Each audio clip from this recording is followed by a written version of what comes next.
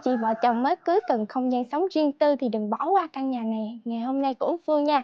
Giá để sở hữu em đó là 1,790 tỷ cho căn nhà 2 phòng ngủ ngang năm dài tận 22 luôn ha anh chị. Nhà mình á thì cách khu công nghiệp Cầu Tràm chỉ 1,5 km thôi và di chuyển về chợ Bình Chánh là 7 km. Nhà thuộc Lâm Trạch Cần Đước nha.